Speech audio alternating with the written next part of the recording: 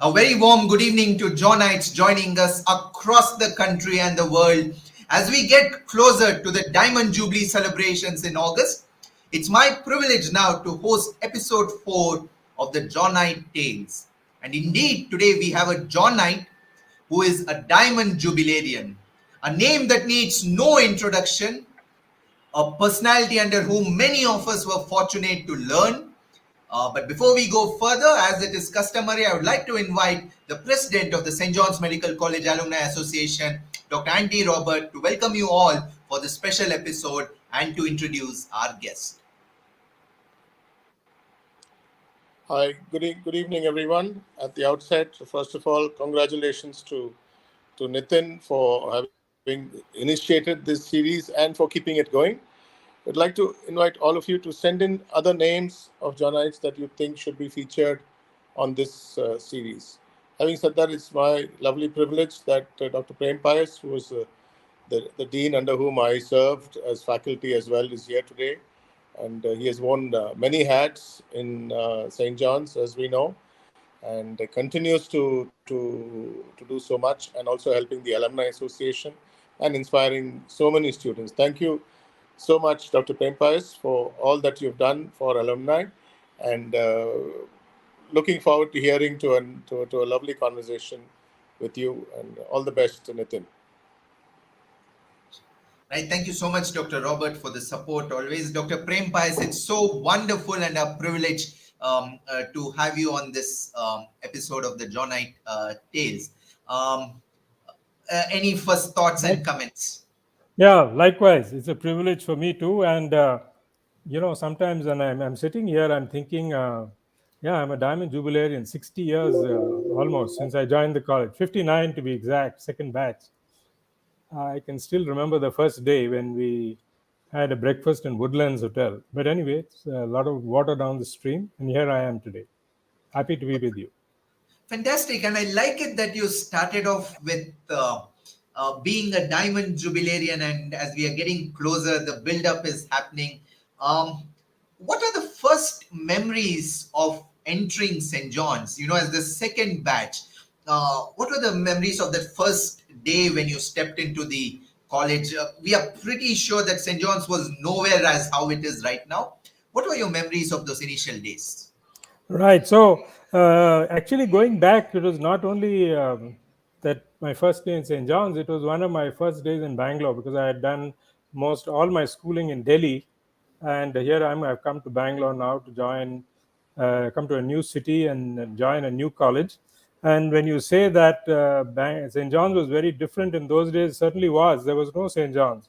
There was only no building of St. John's. There was only the spirit of St. John's, which had already started. And as you know, the first batch, by the time I joined, they had started their anatomy, physiology, and they were in St. Mary's Orphanage in East Bangalore. And we had a thing called the pre-professional course where we studied physics, chemistry, biology, and we went to St. Joseph's. So my first day in St. John's was actually first in Woodlands Hotel in Richmond Circle, where we were greeted by the dean, Dr. Luis Montero, and we were given a good breakfast. And thereafter, we walked down Residency Road to St. Joseph's and were welcomed by the principal of St. Joseph's College and went to do I don't remember what class it was, but we started our first year in St. John's in St. Joseph's. Oh, wow. I think that's fantastic to hear. And, that's something we always wondered. How was this first year pre-professional course? And really, it's sometimes you begin to wonder that the first day in St. John's was actually in St. Joseph's as such. But why did you want to do medicine? I mean, today, and it's a very, I would like to pick your thoughts on this too, that today, NEET UG results have just come 2-3 days back, and there's a huge clamor for MBBS seats. But in those days, very few MBBS seats across the country, and really no one to sort of look up to that much as such. So what was your inspiration to do medicine, and why did you want to join MBBS? Well, I guess from as long as I started thinking about what I want to do, which may have been when I was maybe, 13, 14, in school, I wanted to do medicine because my mother was a doctor, as you may know. She was a surgeon who, once she got married, turned into an anatomist. She worked in Lady Hardinge Medical College. And my school, St. Columbus, was fairly close. So very often from school, I used to go to Lady Hardinge Medical College and spend half the day there till she was ready to come home and come home with her. So from the time I was quite small, I was exposed to the gossip of medicine and meeting people like, you may not know, but she's a very famous, one of the first cardiologists in India, Dr. Padmavati, who was my mother's friend. And they used to talk about patients, and I used to wander around the anatomy museum. So I always wanted to do medicine. There was no second choice for me. In fact, in my school, the majority went into the IITs. The other others went tried the IAS or services, or they joined the really bright ones, did physics honors and maths honors. And I was one of 2 out of 180 who took medicine. Wow, and that Also, is I should also mention that I'm the third generation. My grandfather was a doctor in Madras Medical Service. In fact, he was the first Indian in charge of Gindi Hospital in Chennai, or Madras as it was. And then there was my mother and me, and my mother's brother was also a doctor. So we have a tradition that way. wow, that's really fascinating to hear, and obviously a fourth generation doctor too, with Yeah. Dr. Priya. Um, but what I want to touch upon is after finishing the pre-professional course, how was it entering the anatomy, physiology, and biochemistry at that point of time? What were the interactions with fellow students? Interaction with fellow students, well, the interaction with fellow students, remember, started in the pre-professional, right? So we had a separate class. Although we studied in St. Joseph's, the students of St. John's had their own classes. We didn't attend classes with students of St. Joseph's. So it was the batch of 64 who went to St. Joseph's and had classes and lab tests, physics, chemistry together. And so when we reached the first MBBS, which when we started first MBBS was still in Richardstown, we had bonded and we were the same students who were there. And we met, of course, the first batch by that time. We used to meet the first batch even earlier because we had in those days, I don't know if you have it now, I don't think so, the NCC. So once a week, we used to be driven off in a truck to parade, both the batches together. So it was a big change, actually. The first MBBS, the pre-professional was fun and games because everybody said, oh, you're admitted to the college and you just have to get through this physics, chemistry. And there was St. Joseph's next to Brigade Road. And so everyone had a great time. And then you come to first MBBS, where we had actually I would say outstanding teachers. I think nationally you wouldn't get better teachers than we had in the first MBBS. They'd all been abroad, trained abroad, and come back. I don't know how they got them to join St. John's. Dr. Mehta in anatomy, the Sharma's husband and wife in physiology, Kalyankar in biochemistry. And they were really, cutting edge, and I think we didn't deserve them. I enjoyed it. I loved physiology particularly. But some of the students found it going a bit tough because they set the standards quite high. So I loved it. That is indeed something very remarkable to hear about those golden old days. Now you've sort of finished your preclinical and paraclinical, and you're going for your clinical training at St. Martha's. What are the memories of clinical training in St. Martha's? But actually, for me and all my batchmates, and I think maybe the next 2 or 3 batches, and particularly those who are not in, in Bangalore, St. John's, St. Martha's is St. John's because we spent 4 years there. We spent our internship there. There was no PG, so many of us actually did a house job as well. So we really liked St. Martha's, which at that time was a smaller hospital. It still had 600 beds. They had expanded it for the sake of St. John's, but it was very homely. We had good clinicians. I still remember Dr. Balasubramaniam, KRB as we called him, who inspired me to and made my love of medicine really come true. But we had them in all fields. Dr. Alfred Maskrinus, Maya's father, who was not head of surgery at that time, but he was the head of a surgical unit. He was another fantastic surgeon and teacher. The nuns, St. Martha's is run by the Sisters of Good Shepherd. It's the only hospital in the world. Otherwise, they only run schools and orphanages and things like that. For them, it was at that time a new experience to have medical students, and they spoilt us. And when we started doing, we had an obstetric posting. You had to do 10 deliveries. They looked after us, provided dinner. If you donated a unit of blood, as we all did periodically, you got breakfast and a bottle of beer. I bet you don't get that now. Right. I think the students watching this would possibly have a list of demands to go before the current dean right now after listening to this. But how was the extracurricular activities seen? I mean, the debates, the theaters. Were you taking? What were your hobbies as a student, and were you taking part in extracurricular activities? If you could just give us a snapshot of Okay. how the So, fest scene or the cultural scene was. actually, right from, I would say, the second year, the second batch, our batch, sports was very big. We had very good hockey players, football players, to some extent cricket players, and then every batch in the first few batches added to it. So sports was always very big in St. John's all along. And because we were very small, very few students, not only 50 in a class, but there were only three classes. So when there was an intercollegiate match, or even practice matches, even those, I was not in any team, but when we still went not only to watch, we went for the practice.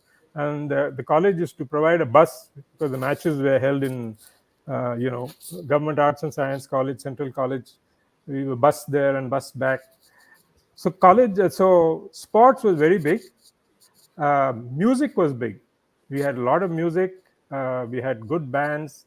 My classmate, Dr. But he was fantastic with the guitar, and we had a lot of music. In those early days, there was not much, I must confess, of play or drama or literary activities, and of course, cultural fests and all hadn't yet started. Personally, I myself was not active in sports, but I was in writing, and I was the editor of the college magazine. And we also used to bring out a magazine, a weekly paper called The Wallpaper, because there was no money to print it. And so we used to print a few copies and put them up on the wall on the notice boards. And to the credit of the dean, Dr. Montero, we had full freedom to write whatever we wanted, including reasonable criticism of him and the administration, which we did. Oh wow, that is really amazing. And I mean, for people like us today, wallpaper connotes a very different meaning as such. It means something which we have on our computer screen as such. But really, hats off to your generation for doing this, and of course, a lot of talk about freedom of speech and expression. So, do you remember anything which you wrote in the wallpaper, or anything someone else also wrote with regard to the teaching or the administration, or any hilarious episode also which was written in the wallpaper? Well, the most common crib was two really. One crib, which I think now in retrospect was not justified, was that we had the first MBBS particularly. There was a huge amount of pressure. We had tests every week, and every portions were done in rapid double speed.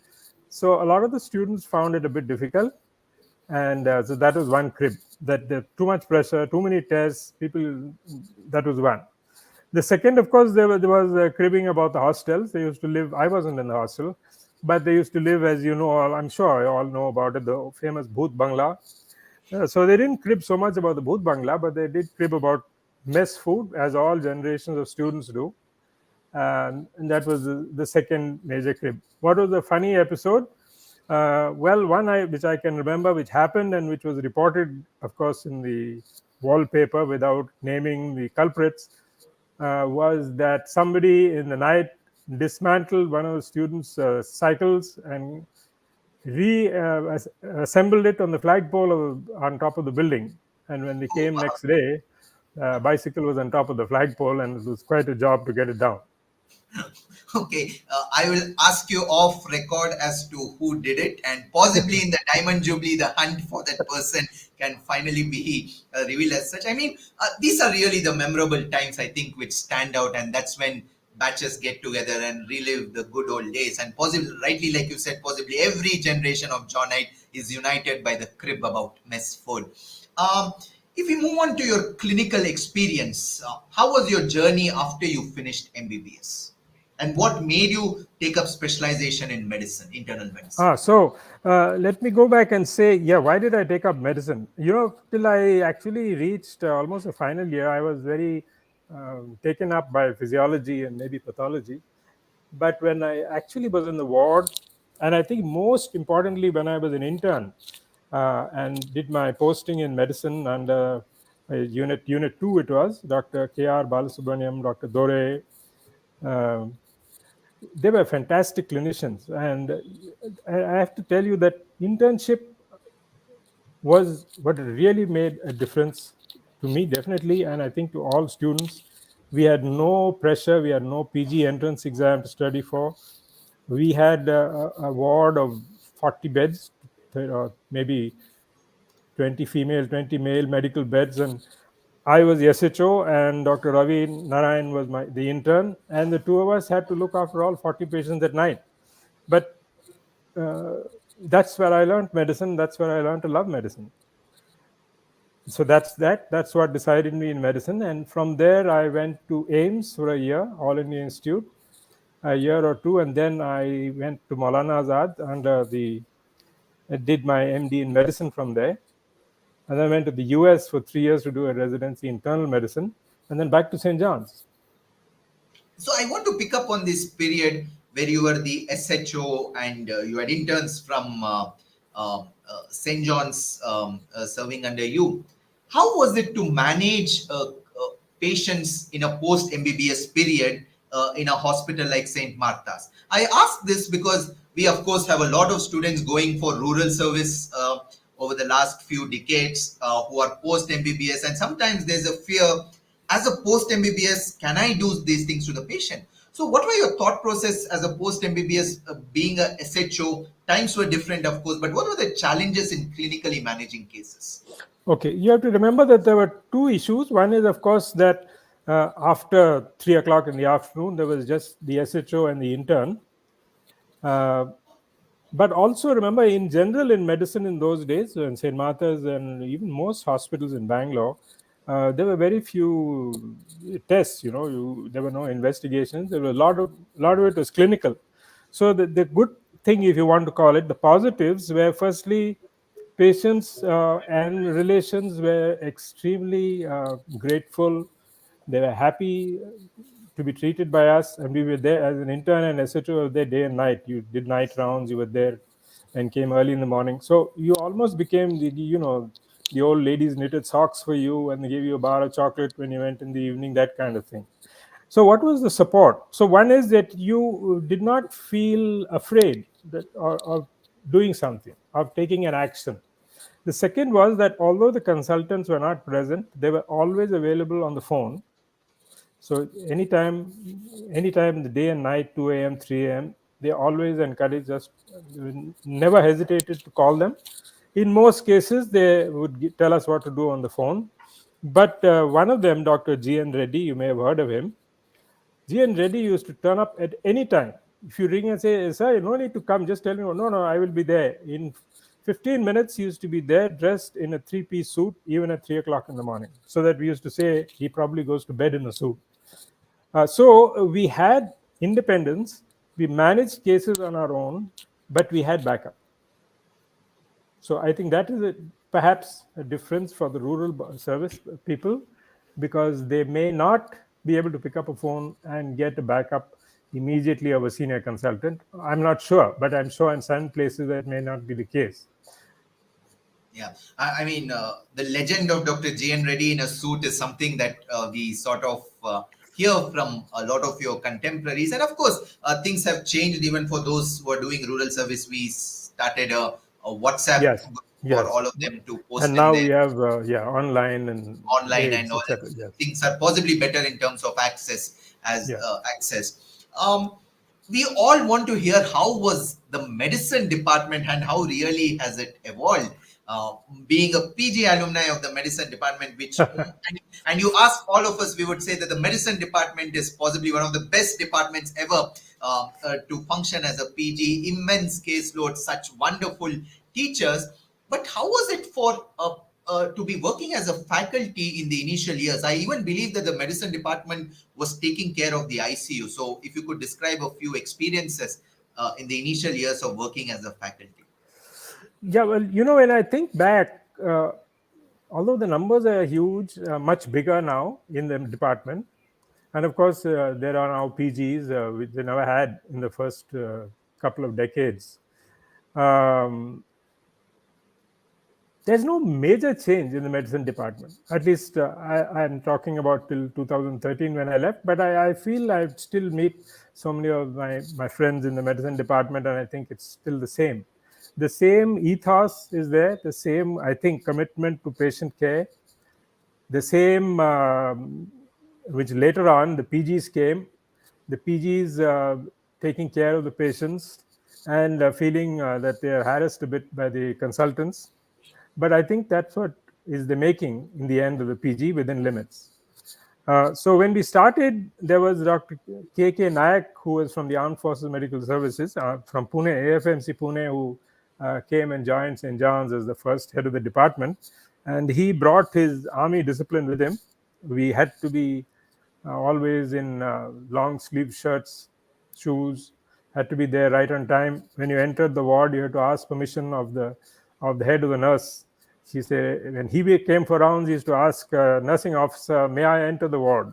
And she didn't know what to say. But anyway, Wow. subsequently, when I came to St. John's from St. Martha's, in the department, two things. One is, as I said, there was always a camaraderie among all the faculty of medicine.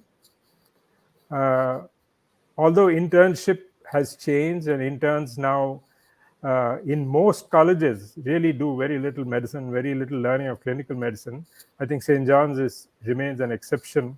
And I think although it's very hard on the interns because they're always worried about the PG seat, they really learn something which in the long run is going to aid them. Similarly, the PGs work very hard, but I think they learn a lot. And I think they get a lot of independence to learn, unlike certain hospitals where you have consultants who uh, want the PGs to do some of the work, but the work that's not so pleasant, but they won't let them really learn and do things on their own. So I think that is remain in the medicine department, and to me, the medicine department remains one of the best.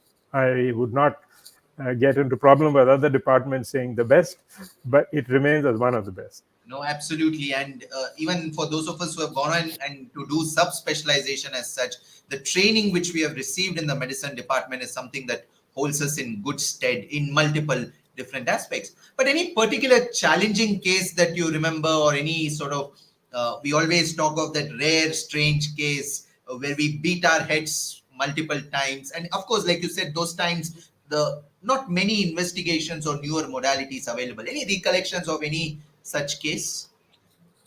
What can I recall? I can remember one one of the first papers I wrote, actually, it was a case report of pyomyositis, which now is quite common, but in those days was not diagnosed very frequently because we just didn't, there was no ultrasound or anything. So that was one case that I always remember as my first case report, pyomyositis, which responded to treatment and had come to us after going to 2 or 3 hospitals. But otherwise, I really can't, because there are so many cases, so many interesting cases. That it's very difficult over a period of 30 years to pin down any particular case. All right. And how was the answering calls and the pager system, which was there, and managing the ICU? I believe, like I said before, the medicine department was managing the ICU in the early 90s. Any recollections, or how was the pager system involved? Any funny incidents with the pager? No, well, talking about the ICU, I don't know if you know, I came back from the US in 78 and joined St. John's. Although initially I was posted in St. Martha's, in the medical unit in St. Martha's, till 1982, when for various reasons I actually left St. John's and joined St. Martha's. Then in 1986, 85, 86, Father Percy, who was then the director, asked me to come back, and he joined the medicine department. And one of the things he asked me to do was start an ICU. So actually, I started the ICU together with a group of residents.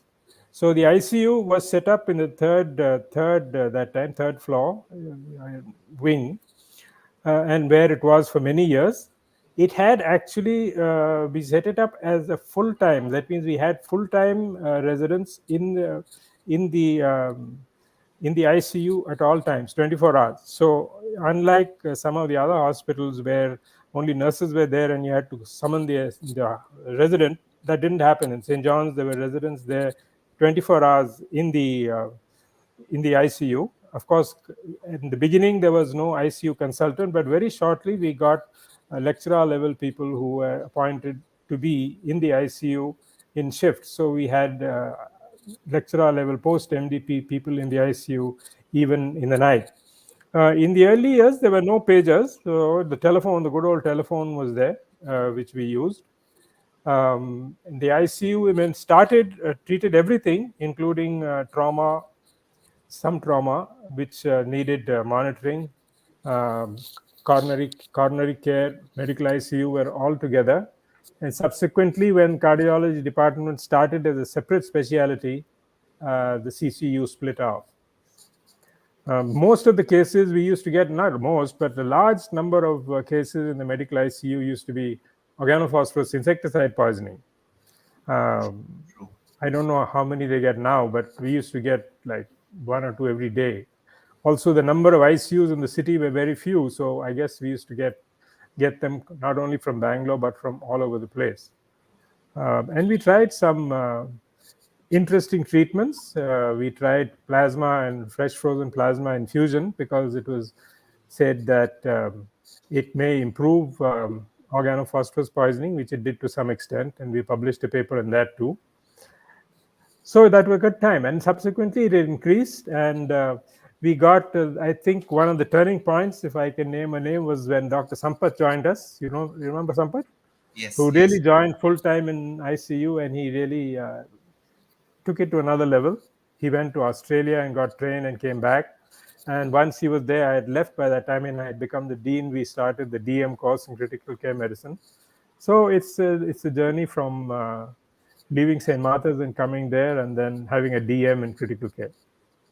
I think it's also wonderful to speak to you who has really seen the evolution of John's as a building. I mean, I don't think many would realize that the third floor wing was actually ICU at one point of time. Possibly we could conduct a treasure hunt during Diamond Jubilee about all these old places which have their own charm. One very interesting thing, and we can see how passionate you are about research right from an early days, is with your publication of papers.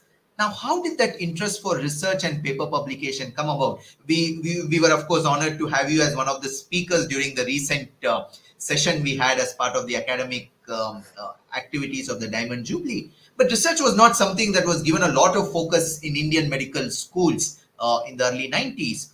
How did your interest peak in research? And then we will move to one of your remarkable achievements in research.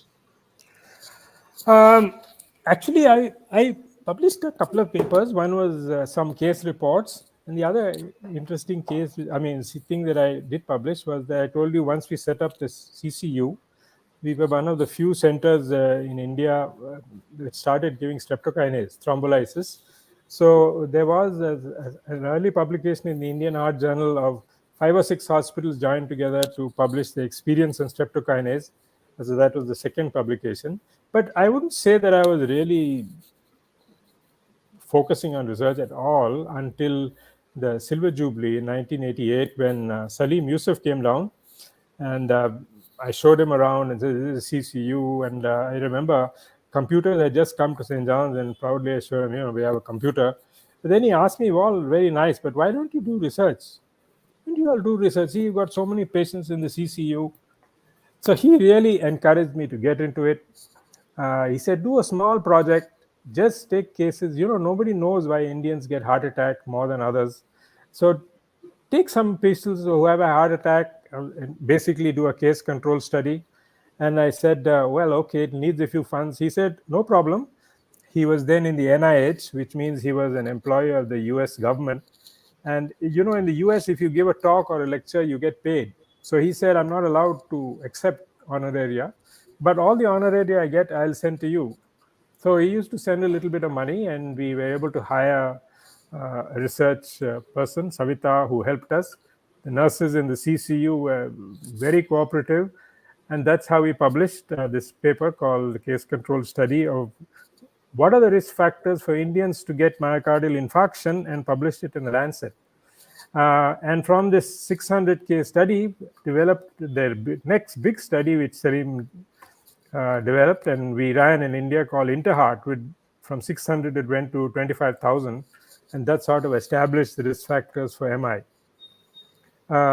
So that's what really got me into research. And then he invited me over to spend a year with him in McMaster University in Canada, where I was really exposed to hands-on how these big research units run. And when I came back, one of my focuses was not only for me to do research, but somehow, how can we get our institution up to do research? We shouldn't just be a institution that teaches excellently, treats patients excellently, but that's all we did. So what we should be more, if we are going to be academicians, as is accepted worldwide, we should do more than that. At least not everybody, but there must be a core group who does more, so that you have all facets of academic medicine covered. And really, I mean, when you say, it's such a proud feeling that all of us have, that some of the remarkable landmark paper on the risk factors of myocardial infarction in Indians, and to really have you involved and talking about those early days. I mean, for us now, we take it for granted to look at those factors, but to really understand what went behind in discovering those factors. You, of course, gained a reputation with the Polypill study. Can you take us through the study and how the idea was conceived of having just one single tablet to reduce the risk factors for developing a cardiovascular event? I'm looking at my watch, because you'll have to tell me how things are going for time. Don't worry about it. Yeah, go ahead.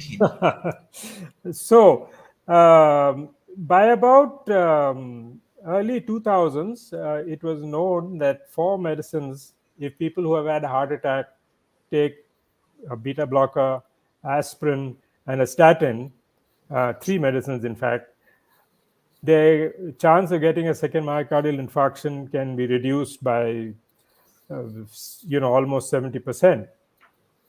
So around early 2000, 2002, 2003, a paper came as not a research paper, but like an editorial, a hypothesis actually by Salim, saying that in people if you give all people who have had a heart attack, secondary prevention, one capsule, or at least he didn't put it as one capsule, he said if you give everybody a fixed dose of aspirin, a statin, and a beta blocker, you'll be able to reduce deaths and heart attacks by 50 to 60%.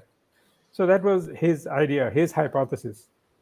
And a year later, two people, Wald and Law from England, they carried that further and said, why only secondary prevention? It should be effective even in preventing heart attacks in people who've never had it, primary prevention. And they thought, why just give the tablets? Why can't we just put it into one pill? And they coined the term the Polypill. Okay, so they also had a hypothesis. They hadn't tested it, but they did a lot of calculations and said, if you give it everyone aged over 55, you can reduce deaths on heart attacks by 60 to 70%. But without proof, nobody's going to accept it. And then an Indian company called Cadila produced the first Polypill in India called Polycap. And they went to Salim Yusuf, in fact, and said, please test this for us. And that's how we got into this testing. We started in India with 3 series. The first was called TIPS, the Indian Polypill study, in which we just proved that if you put all the tablets, medicines in one capsule, they have as much effect as giving the tablet separately. Then the second was that what we call tips 2, where we showed that even if you give it as a fixed dose, you get good reduction in risk factors without having to keep adjusting the amount of statin and the amount of blood pressure reduction, etc. And then we did the latest called the tips 3 study, which was the large study which took 7 years to do, where we actually showed that the polypill will reduce the number of deaths and heart attacks, and published that in 2019. The problem with the polypill is that all the components are what they say out of patent. The common cheap medicines, so drug companies are not too enthusiastic about pushing for it. But there are a group of people working with the World Heart Federation and the WHO to try and produce this and use these kind of pills, at least in public health, where you go out into the community and then are able to get people to actually take the medicines rather than get lost to follow up once they leave the hospital. I mean, remarkable, and really how much of an impact it made in preventive cardiology, so to speak. Those of you who are watching, if you'd like to ask Dr. Prem Pais any question, please type in the comment box and we will have Sir answer those questions. I'm going to come to something interesting here. We talked about how your family has been really having a generation of doctors after each other. So, what was it like when Dr. Priya Pais joined St. John's as a second generation Johnite? What were your feelings at that point of time, and what was the advice you gave her? I certainly felt proud. I felt happy that my other child, my son, actually later he took to law, but Priya decided when she was in 11th that she wants to do medicine. And further, she said she'll either join. We told her either you join St. John's or you join BMC. We don't have the wherewithal for capitation fee. So I was very proud and happy when she joined St. John's. I was also proud and happy that I had one additional generation of the family in St. John's. But regarding advice to her, I don't think I gave her any advice. She, if she needed advice, she asked for it. Otherwise, she's done very well, as you know. And we still, whenever we meet, exchange tales of old days and new of St. John's. So that's what I was coming to. During her MBBS days, would you tell her some of the good old Johnite gossip, or would you say, no, that person is the faculty, I wouldn't tell her anything about it? No, by and large, I did. I don't think we had tales of faculty that were that bad. Or maybe if it was a little sensitive. Not the bad tales, but funny tales, or something hilarious which would have happened. Funny tales and all, yeah, sure. But nothing I wouldn't tell. I would nothing I would have great secrets, actually.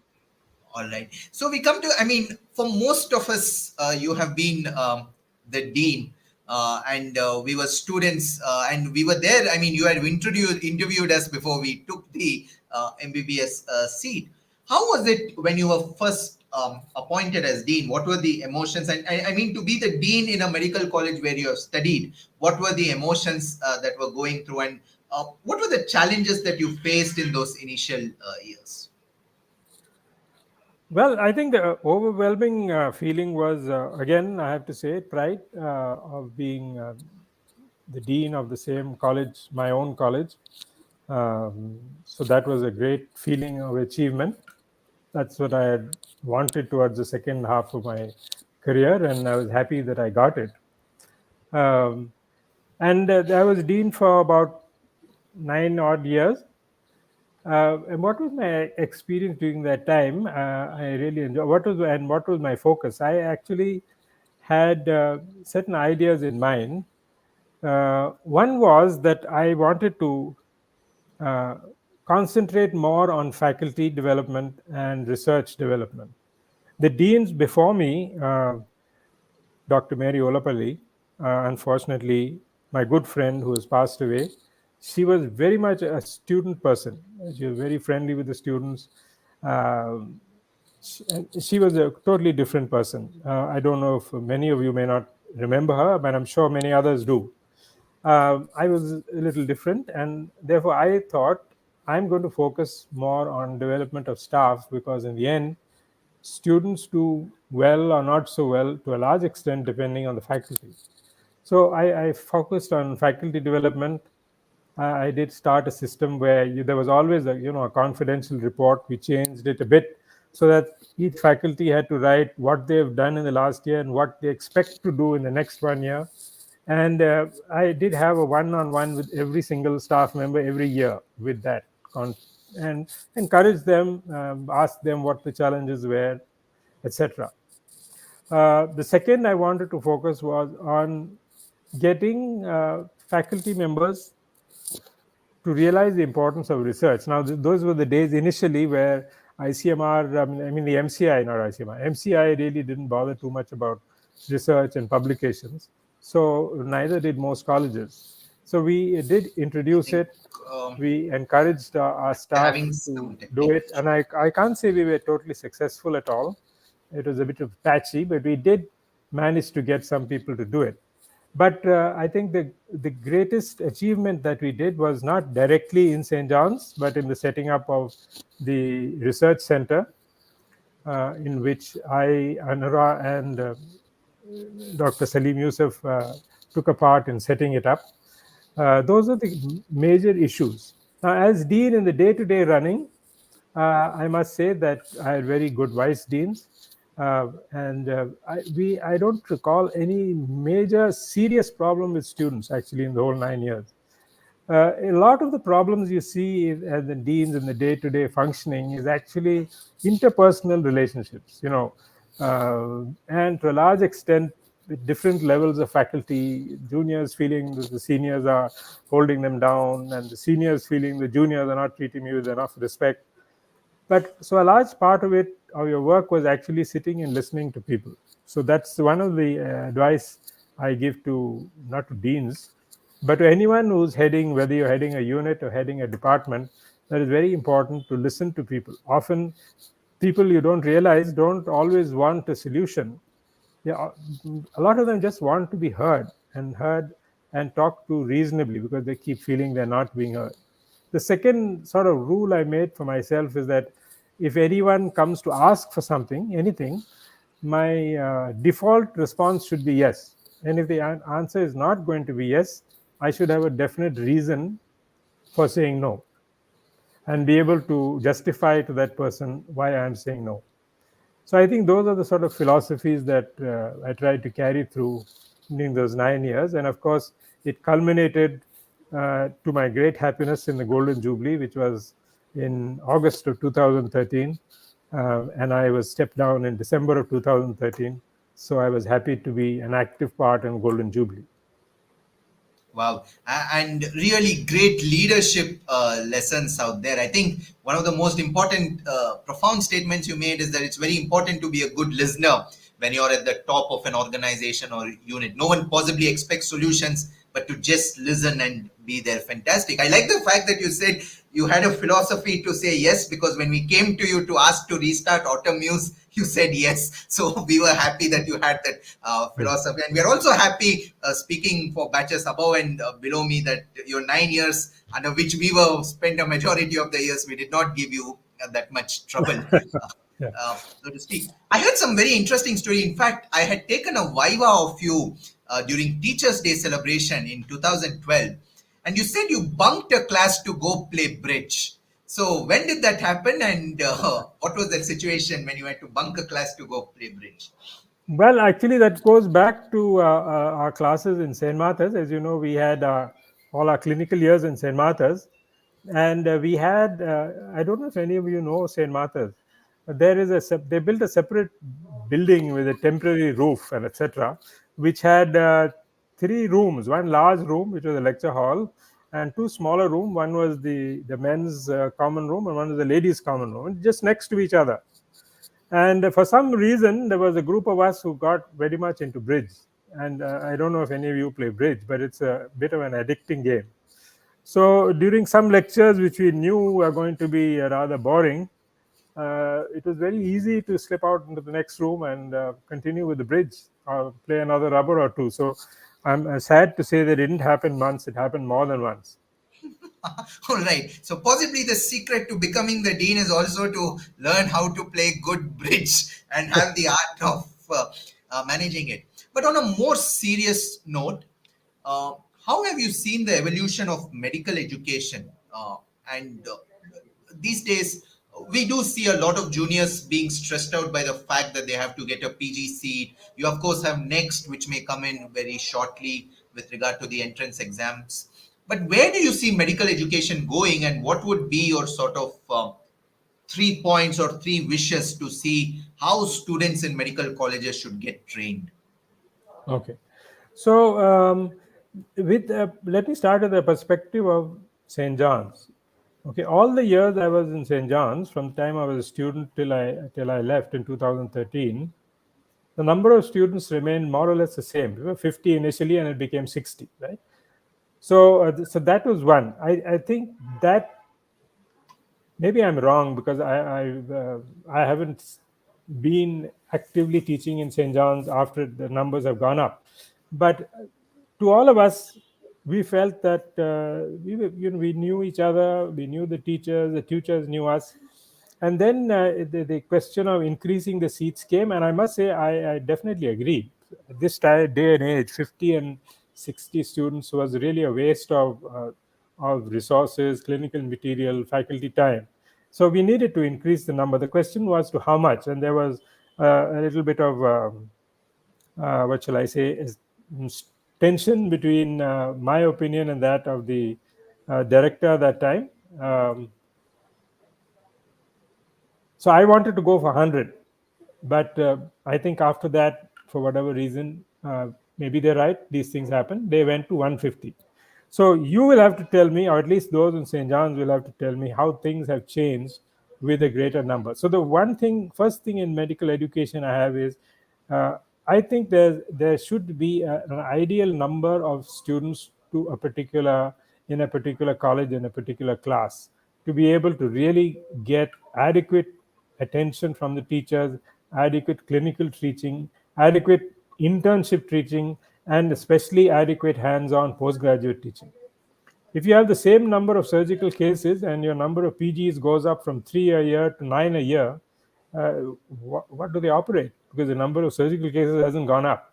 So that's one number. Now that's a tension, because uh, I know that the country needs a large number of medical people, um, but I don't want to go there, because in many other countries there are many jobs that are not done by doctors. So that's the first question, numbers.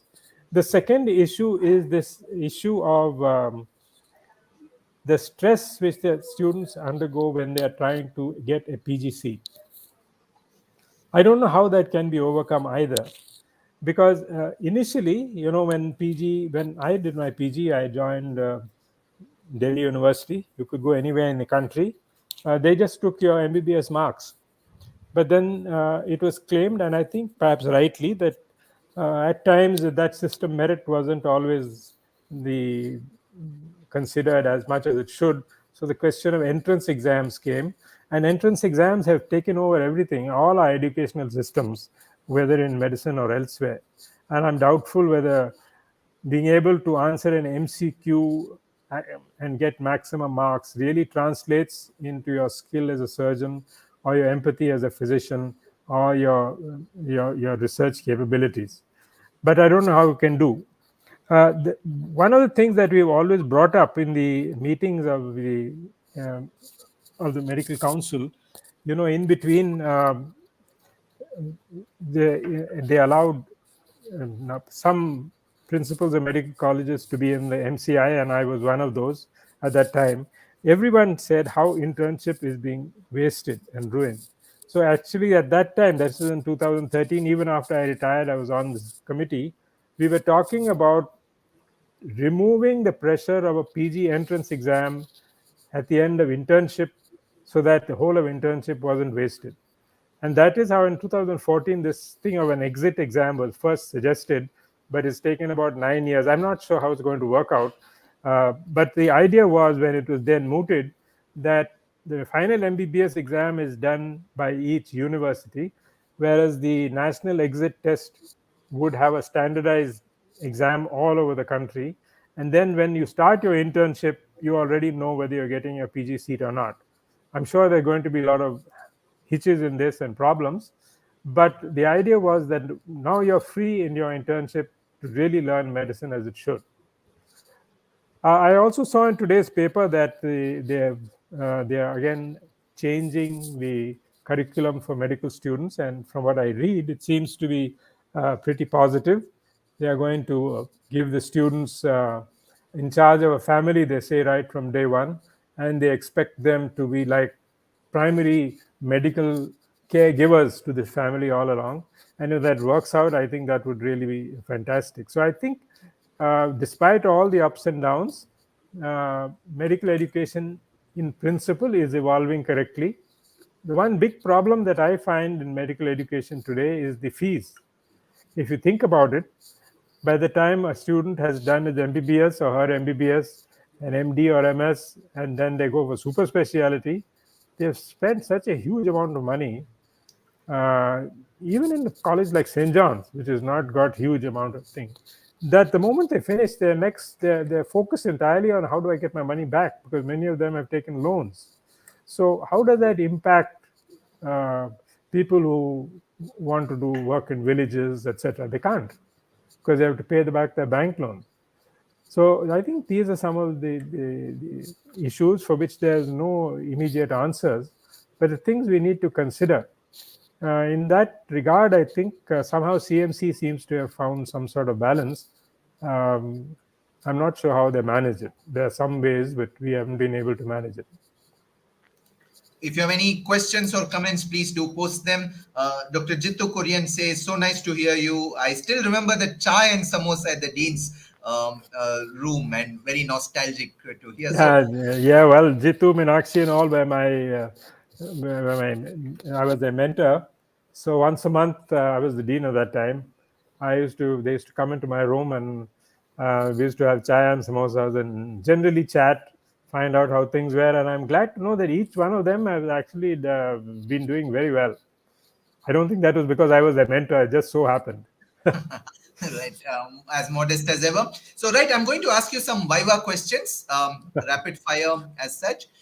Your most favorite subject during MBBS? I think you already told this. Medicine, yeah. Medicine. Okay. Medicine and physiology, both. Medicine At and different physiology. times, yeah. At different times. Okay. The subject you didn't like the most? With apologies to Ravi, community health. Dr. Ravi actually messaged saying you were in rival schools at Delhi. So Yes. possibly a bit of rivalry going on there between medicine and community medicine. Your favorite food? Oh, I've got so many favorites, really. All the wrong stuff. I All love, right. I love, I love burgers, but I hardly ever eat them because I get pangs of guilty conscience if I do.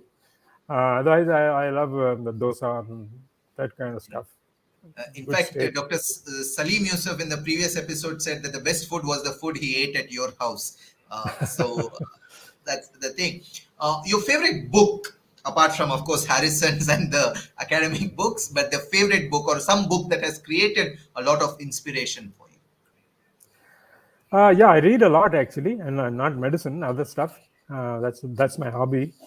Uh, my favorite book, is a book I'm sure most of you will not know, and it's not very inspirational. It's just a nice book. It's called The Wind in the Willows. It's written about 100 years ago, and I've been reading it from the time I was a child. I've read it so many times. It's about animals. Of course, they're human, the rat and the mole, and it brings out a lot of philosophy about this the frog, the toad, who became very rich, and then he lost all his wealth, and it was his friends who really helped him. So I think it shows how friends can. True friendship includes being strict with your friend and telling them when they're wrong and bringing them back on the right path. Oh, wow. That was one. And the other, of course, was this book on cancer. What is this? The Emperor of All Men. Yeah, yeah. I think you always have that one book which you just can keep on reading any number Right. of times and Time, it's yeah. something like a comfort book, so to speak. Your favorite movie? My favorite movie. Well, I have so many favorite movies. One was different genres. I liked Second World War movies a lot. So one was Salag 17. I don't know if any of you have ever heard of that. That was a good one. Then McKenna's Gold, which Yes. showed in the theater called Lido, which has now become a mall. And of course, things like My Fair Lady, which also showed up there. Bangalore was a great place for movies in the old days. We had movies houses all over the place. So that was, I think, the favorite go-to place for Janites. If I can go back to the old days, not only was St. John's different, but Bangalore was very different then. Absolutely. And there was one bus which used to go from Brigade Road down to St. John's. And the last bus went at 9 p.m. So all those who went for the late show walked back from Brigade Road to St. John's. Oh wow! And what was the journey like? How much time did it take? I guess it took them about 45 minutes, 1 hour. I guess they stopped off at highway bars along the way. Oh, So this was a yeah, weekend kind of night out. right. And finally, if there was a biopic to be made about you, who would you like? Which actor would you like to play your role? Now that is a I never thought of, because I've never thought of ever having a biopic made. So I'll leave that to you to decide. No, we would get you to play yourself, and you can still be the young. I always think possibly sometimes Harrison Ford could play the Harrison role Ford. Oh, I like that. I'm as sure such. Priya will be amused. Yeah, that's sort of the vibes I get sometimes. Thank you so much, Dr. Prem Pais, for joining us in this wonderful discussion and bringing out so many nostalgic memories, which I know hundreds of Johnites across batches will remember and connect with. As a last parting message, what would you like to see St. John's? We are in the 60th year. How would you like to see St. John's placed during the 75-year celebration? I would like to see St. John's when the 75th year still being a place where you felt you were at home, where you had family among the teachers, you had family and friends with the students. That's the first, to me, the most important. The second is that it branched out a lot and did a lot more of cutting edge work, both in the field of research and in the field of medicine. When I say medicine, I'm not talking about medicine and surgery kind of thing, but generally in the field of medical sciences. That's what I would like St. John's to see, and I would like to see the research institute and the college work much more closely together, which was what we dreamt of when we set up the research institute, such that there was a seamless movement of faculty between the research institute and the clinical side, so that clinicians could easily become researchers and researchers could have a lot of exposure to clinical work as well. Both would have their feet on the ground and know each other's problems and accomplishments. I think I really like what you said, the first point of John's being a place where everyone can connect to as a family. And I remember one line you always used to make in farewell dinners, which is that you can take somebody out of St. John's, but you cannot take the Johnite out of them. And that's something that we always carry in our heart. And of course, making John's possibly a center of excellence. I think as alumni, we all dream about that it becomes pioneering in and cutting edge in the field of research and clinical excellence. With that, thank you so much, Dr. Prem Pais. And on behalf of the Alumni Association, I would like to extend a warm thanks to George again for setting up all the technicalities from the batch of 2019 and running the show smoothly and seamlessly as ever. Dr. Prithvi for all the communication work he does. It's humble appeal to all those who are watching to please register for the Diamond Jubilee, and we hope to see you all there because it is time for the family to come back together as such. Until next time, this is Dr. Nitin Yashas saying goodbye. Thank you so much for joining. Thank you, Nitin. Thank you, George, and to all the background staff and to all my fellow Janites who are out there.